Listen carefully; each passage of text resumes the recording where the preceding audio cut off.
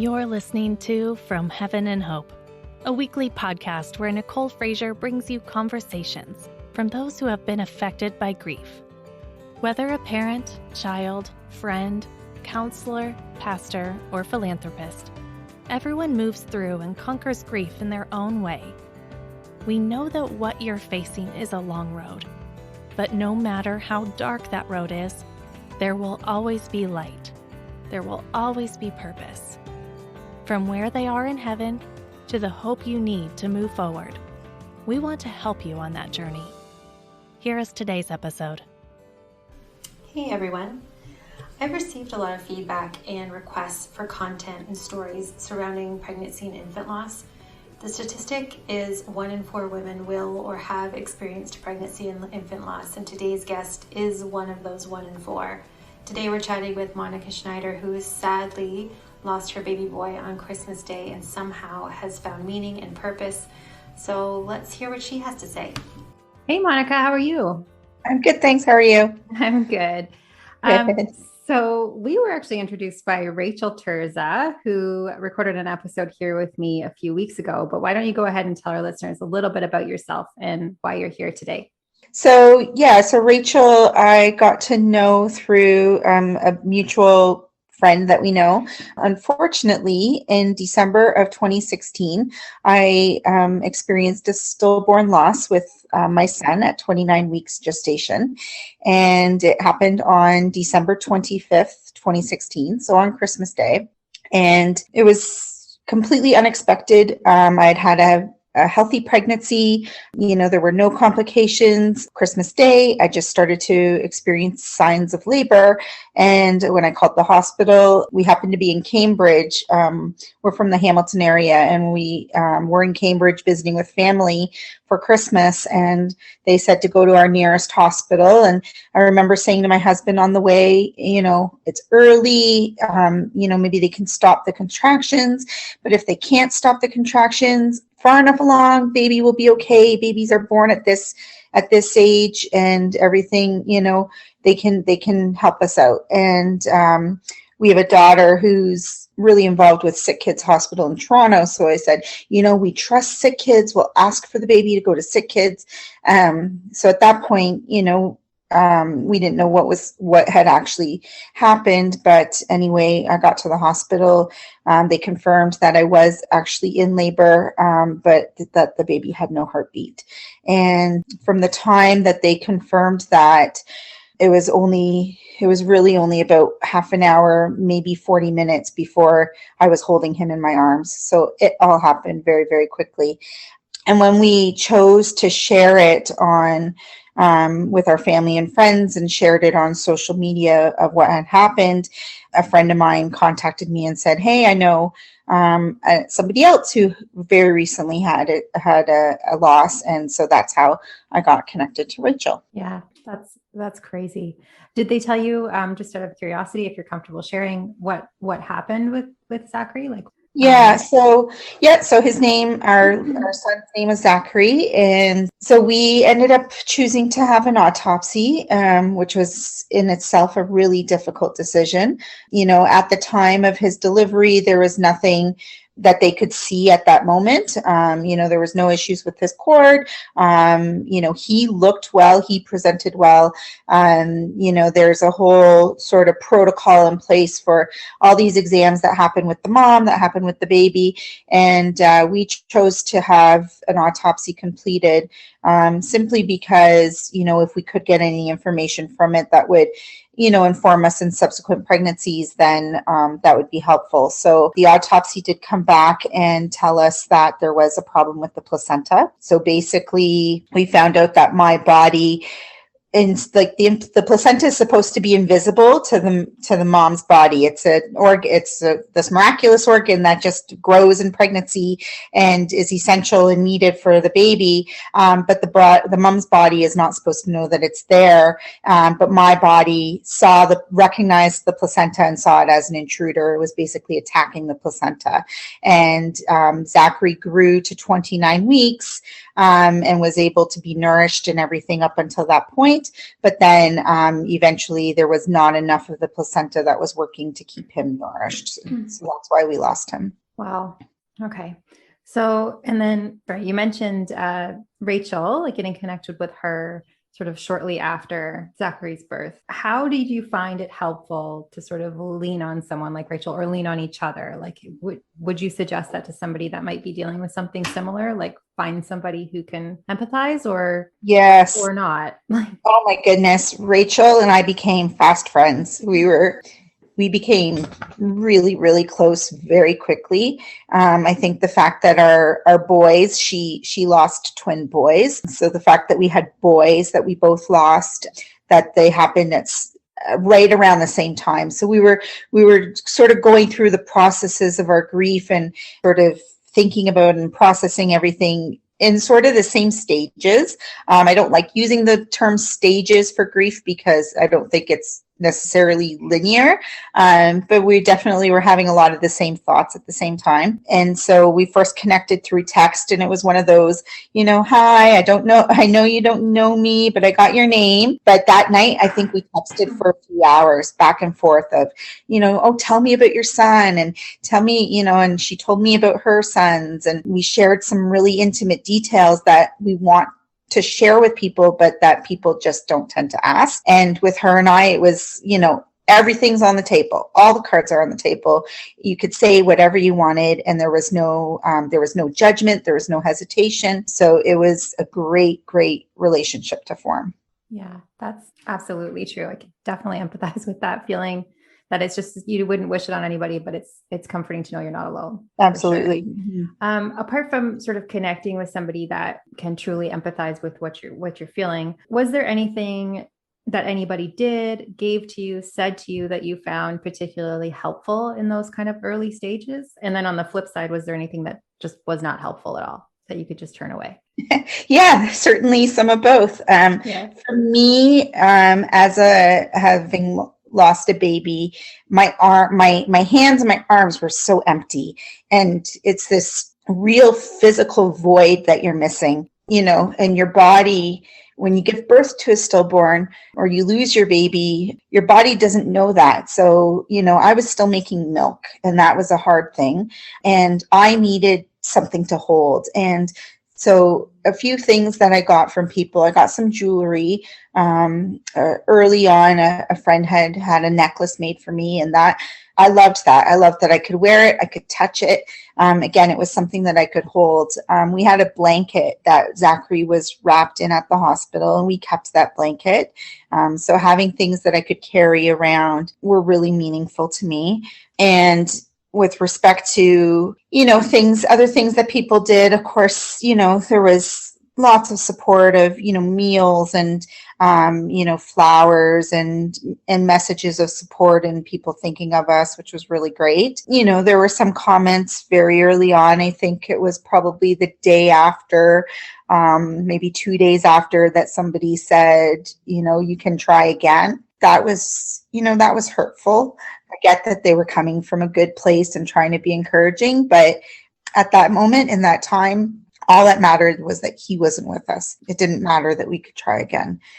So I would suggest, if someone's trying to support someone through this, really kind of try and consider where they're at and not necessarily, project long-term future goals for them, because those can be really challenging. I would say that was probably one of the hardest things. Quite early on too, I got into a bit of a heated situation with my parents where they were using the term angel and referring to our daughter was 3.5 years old at the time, and they were referring to her as an angel. And I was really struggling with the semantics of that, because she's not an angel. Zachary's our angel. She's here. And, that was difficult, and, emotions are running high. And, I think too, for me, I had to try and remember most of the things people say and do come from a good place. And fortunately for them, they've not been through this. And so it's hard for someone to really imagine when they haven't gone through it themselves. Yeah. So with that in mind, what do you think is the hardest thing to sort of communicate and articulate to people, to friends and family that are trying to be supportive, that just want to help you, but ultimately just don't understand? What do you think would be the hardest thing that you had to kind of try and explain to them? I think maybe just the importance of being able to acknowledge not only the loss, but the existence of our babies. And, not a lot of people know why. And that's because people haven't asked, right? So, I appreciate you asking why, because not a lot of people know. They just, and I don't know if it's a fear or, not wanting to delve into the conversation, but that matters to us, right? It matters what happened, and it's a part of his story. And and same with his birth is a part of his story. And so, and even what he looked like, I remember telling somebody that he had Zoe's nose, our daughter's nose, and it's like those little things matter. So I think not just sort of surrounding people and comforting them in the loss, but also letting them talk to you about the existence of their baby. Yeah, that's been a pretty fluid comment, I think, to everybody that I've talked to, is that friends worry that they're going to upset you by bringing them up, but they're always going to be there. So it's better if you acknowledge that they existed and that they still exist within your kind of story and family. So exactly. And I think, one thing that I've read and I've heard people say is by bringing them up, you're not reminding me that they're not here. Yeah. We always know that, so you're not reminding me. It's not like I forgot. And it's like, oh yeah, thank you. Yeah. So yeah, it'll be there forever. Yeah. So just don't be afraid to bring it up gently and with love. So again, with friends, I'm sure there was a lot of people around you that were expecting or announcing healthy births then, and probably even now. How do you think you manage the sort of complexity of emotions there, being happy for them, but just sad for yourself? There's a balance for sure. I mean, I always think babies are to be celebrated. Babies are blessings. And for me personally, I'm always very happy when someone has announced their baby coming. I struggle with some of the sort of misconceptions of pregnancy and healthy babies. So the idea of, we waited to tell people so that we were, in the safe zone. I struggle with that as well. You're not. I'm sorry. You're not even when they're here, right? Like there's no guarantees ever. That's right. And things can happen unexpectedly. So there really is no safe time in pregnancy. So I think that's a struggle. And then you don't want to be that sort of bursts the bubble person all the time either. So sometimes you say something, but sometimes you just kind of, keep your mouth shut. But, I've always been very happy for people. I've treaded cautiously. I have to say I'm more reluctant to buy baby items for an expecting parent. I'm definitely hesitant in doing that. Because I think about the struggle that we had in sort of getting rid of some of those items that we had purchased.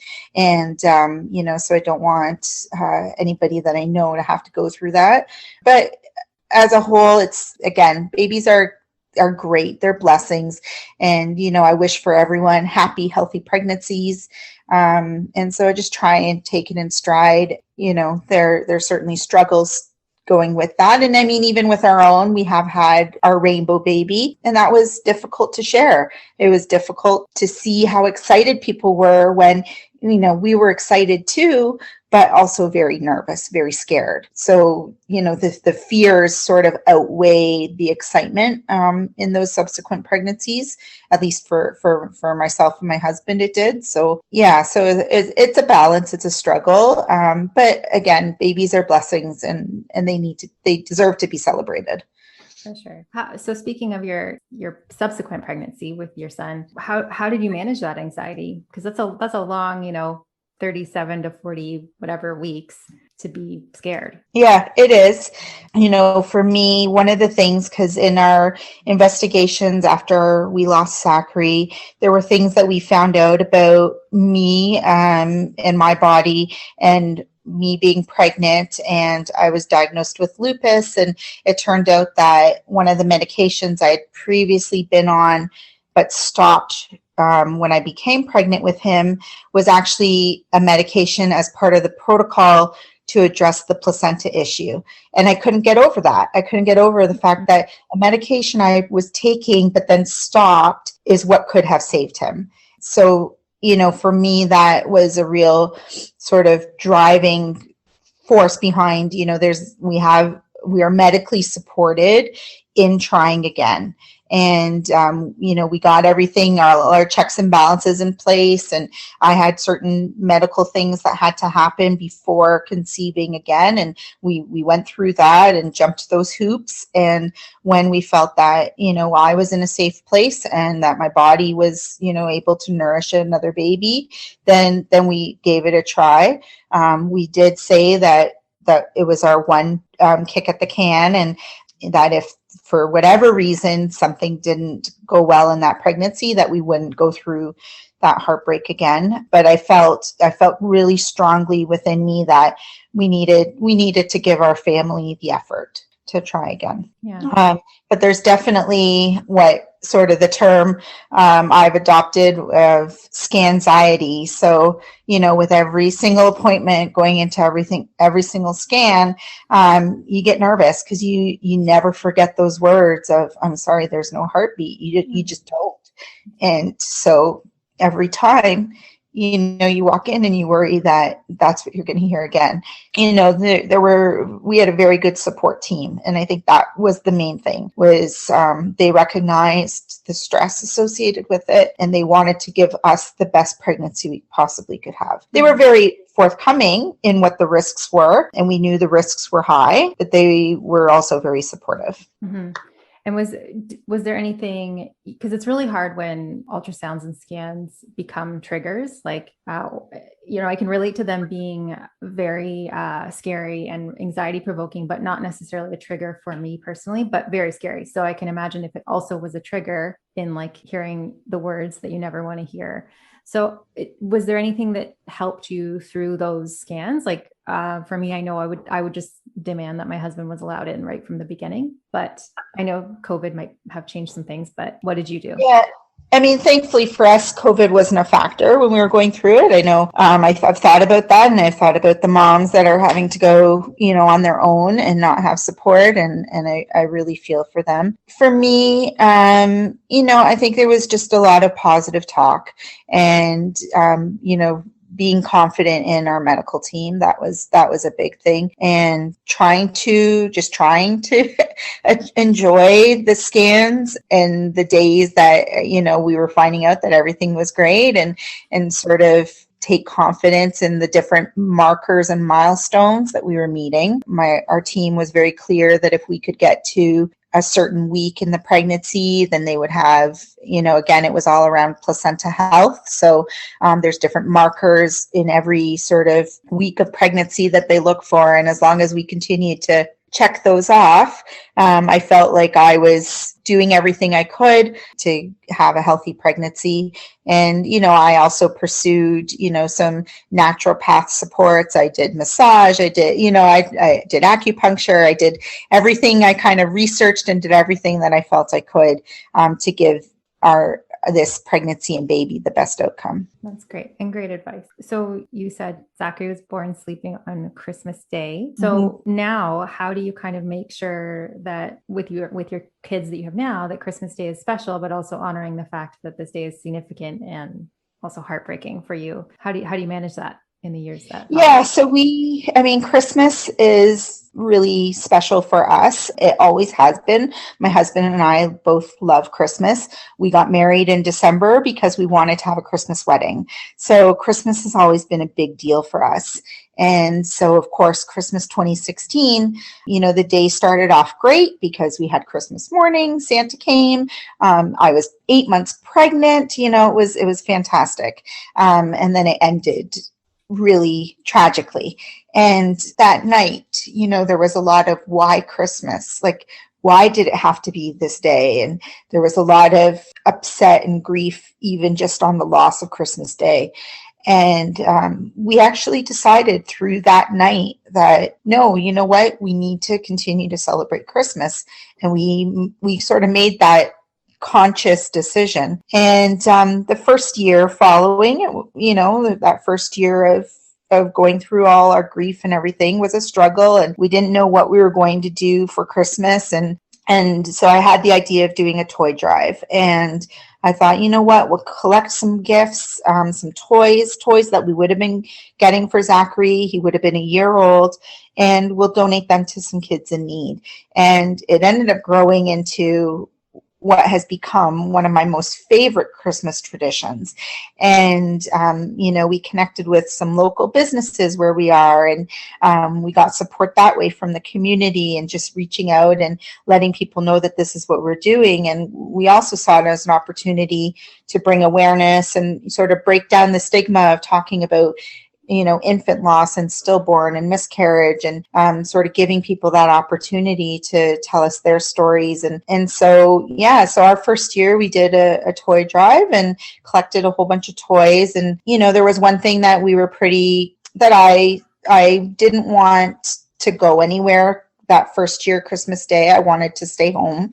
I felt pretty strong about that. I thought, I don't know how I'm going to feel that day. I think, as a family, we just need to honor our emotions. And we went to the cemetery. That was something that we decided that we want to do on Christmas as well, is visit Zachary, take him a cupcake or piece of cake and balloons, and recognize, his birthday. And so that's something that we've maintained.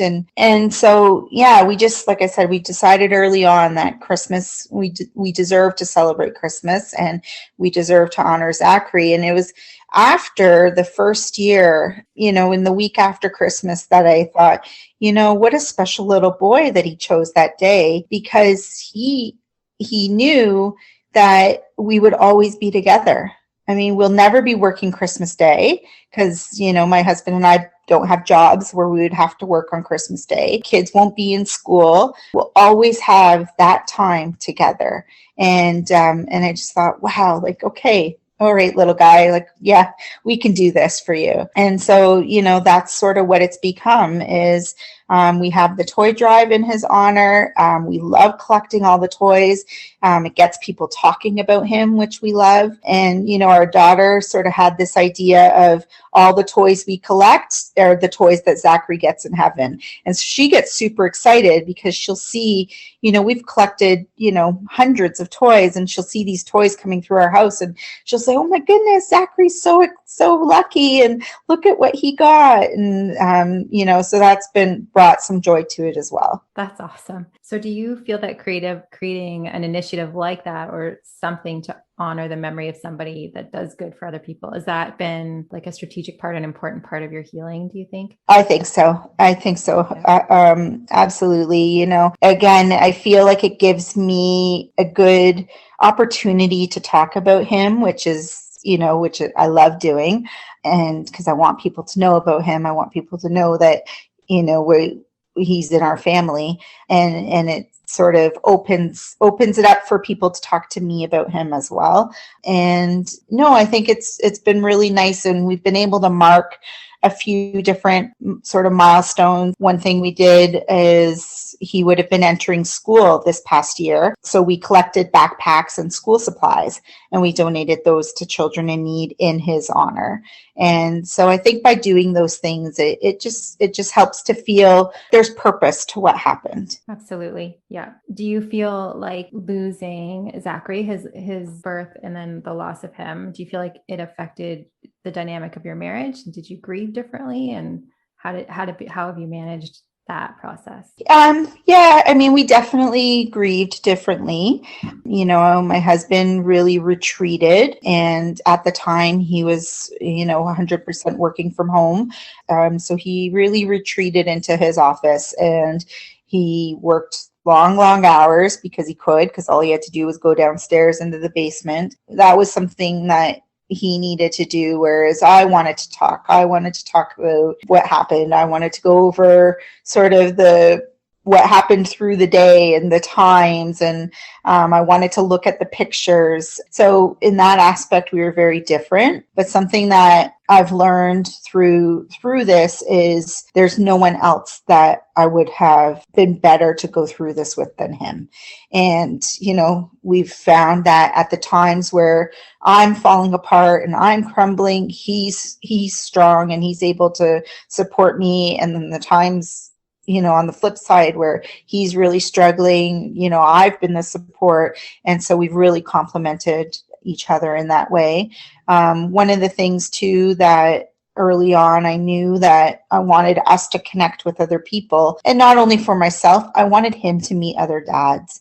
I wanted him to, to not feel so alone. And I think just by nature, women try and reach out and make those connections, whereas, the husbands, the dads don't really. And so by, saying to him, hey, we're going to go to a bereavement group together, which we did, and we met 3 other amazing couples who lost their babies, he got to make some connections and he got to talk to the other dads, which I think has been really good for him. That's great advice. Where did you find your bereavement group? Like, how did you get connected with that? So I did research, unfortunately, because, like I said, Zachary was delivered in Cambridge and we don't live in Cambridge. The Cambridge hospital couldn't really connect us with anything local.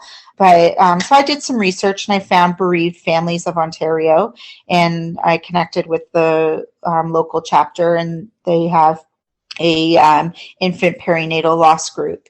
And so we got connected with that program, and then we were set up in a group. I believe we started in March or beginning of April. So just a few months after Zachary, and it was us and 3 other couples. And so we did a 10-week program, and that's, in a roundabout way or twisted way too, something I've always been very interested in, bereavement and bereavement counseling and support.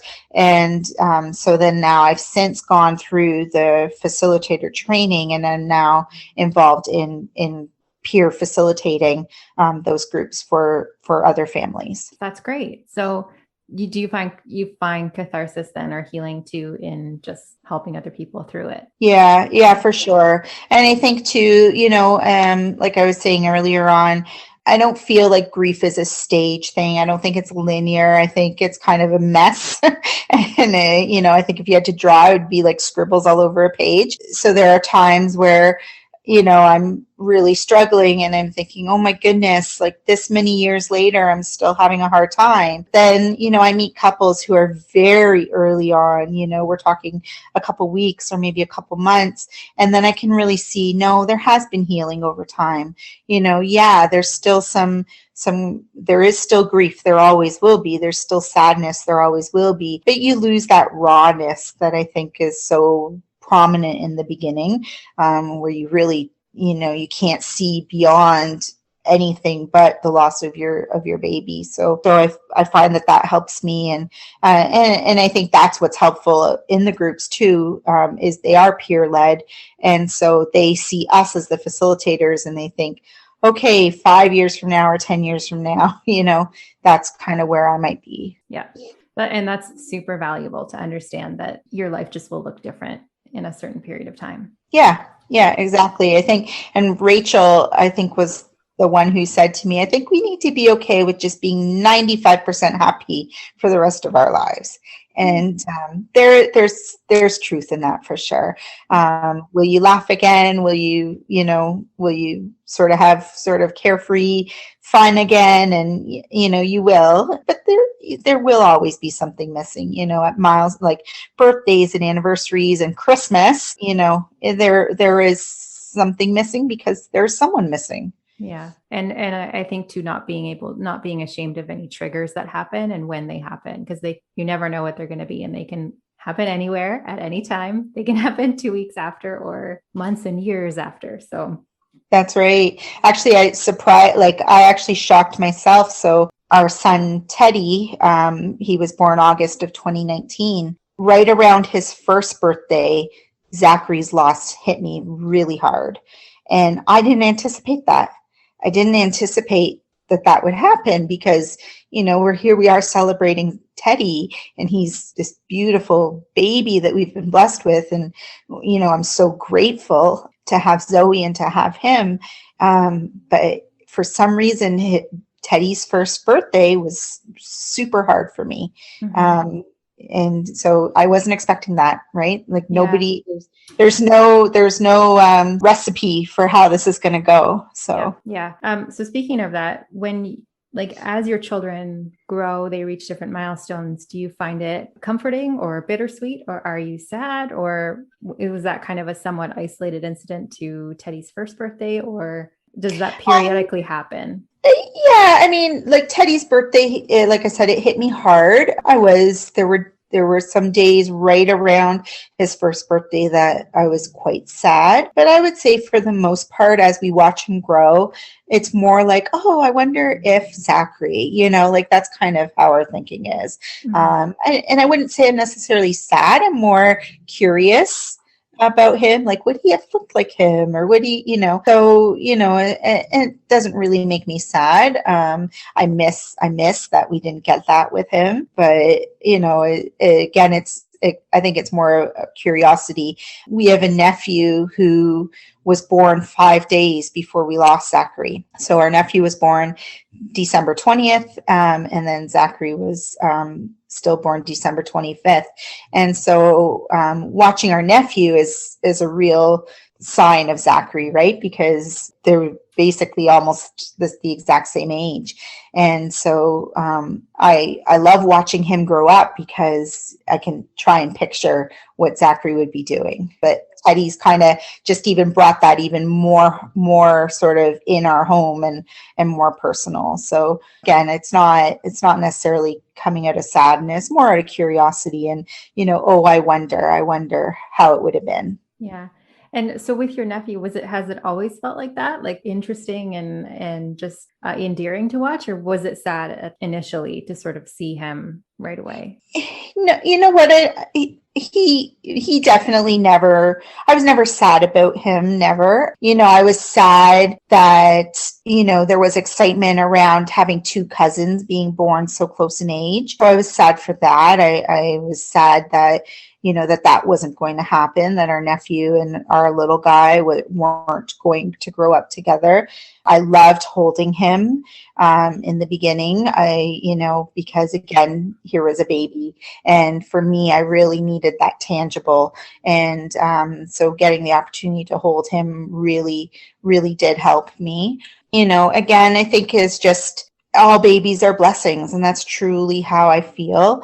I wish that Zachary were here, and I wish that, Zachary and his cousin were able to play together. But again, I think watching our nephew grow up has been sort of a blessing for us to keep us kind of reminded of what things could have been like. Wow, that's really interesting. That was a really hard piece for me. So it's nice to hear that that's not the experience for everybody. And I guess another important reason for people to ask what's helpful as opposed to just assuming. Mm-hmm. So what are some ways that you continue to celebrate Zachary? Like, how do you keep his memory alive and him a part of your family with your living children, with your husband? So we visit the cemetery. Even Zoe will say to us, "Oh, we haven't seen Zachary. Let's go visit him." So, we take him flowers, done picnics at his grave. So we do visit the cemetery. I recently had one of those wall Scrabble pieces put together of all our family's names.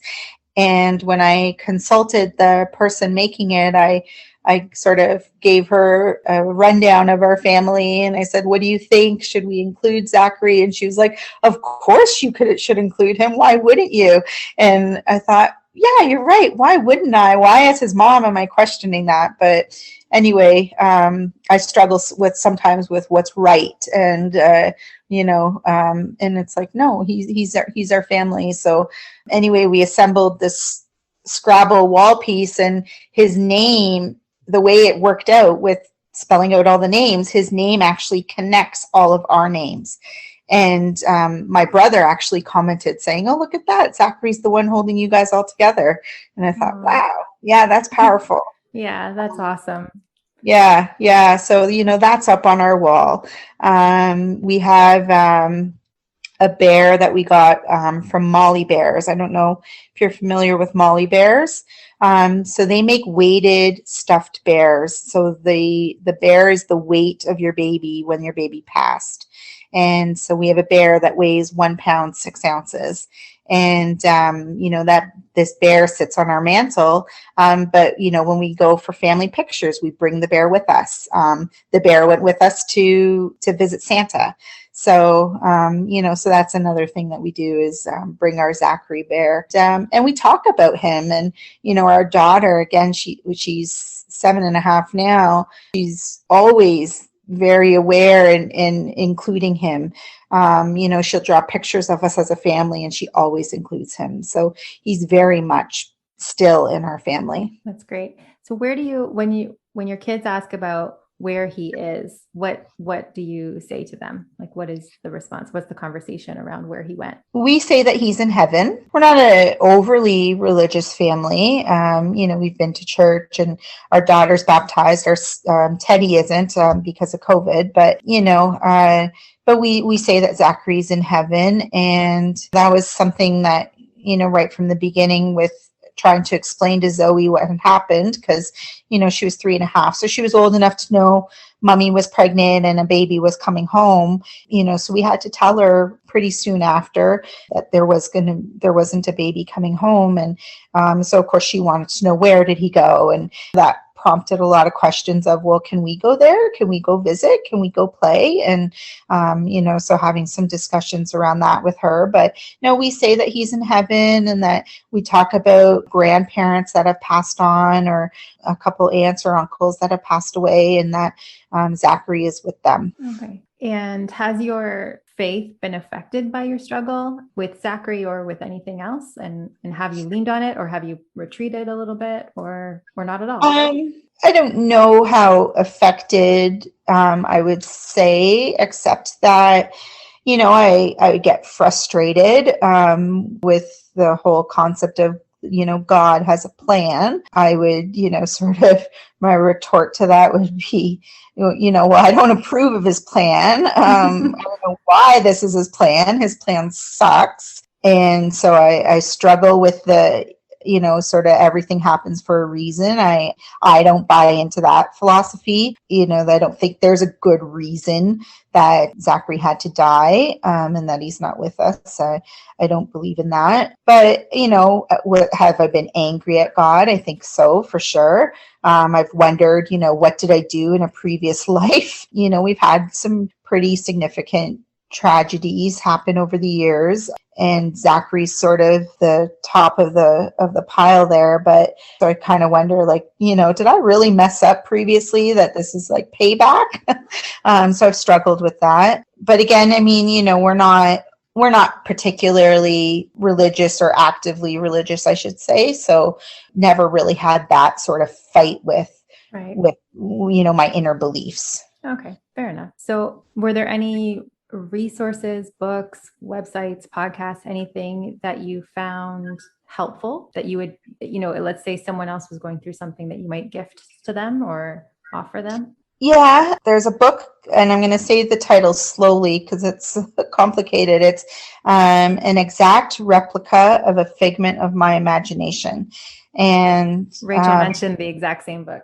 Oh, did she? Okay, yeah. And I found that book was quite good. It's, it's funny, which, if you can believe that a book about baby loss could be funny, it is funny. And I'm one that I tend to try and seek humor. I can be very sarcastic too, so it fit right in with some of my thinking. And then after getting pregnant in our subsequent pregnancy, there's a book called Expecting Sunshine. And I found that really helpful as well. And it kind of delves into the whole, like, yes, you're pregnant again, but you're not really excited. So sort of that expecting sunshine, like everything's a ray of sun, right? And that some of the sort of struggles and challenges with that. That's great. Okay, so I think that's kind of all I had wanted to really delve into. But is there anything you want to leave us with, or say anything to anybody before we go? I think just, my heart breaks for anybody who's struggling through this. It's not easy, my heart breaks for families that have to go through it. For the friends and families that are supporting them. I think just do what you can to try and remember their babies. I think that's the biggest thing, is everybody wants to know that, or wants to feel like their baby's going to be remembered, and that there may be times that are more difficult than others that we can't predict as we're going through it either. And so, don't be afraid to approach topics, but I think also really just let the person guide it. And I think this is one of those situations where, probably just being that listening ear is the best way of supporting a person. That's great. Thank you so much, Monika. This was really awesome. Thank you.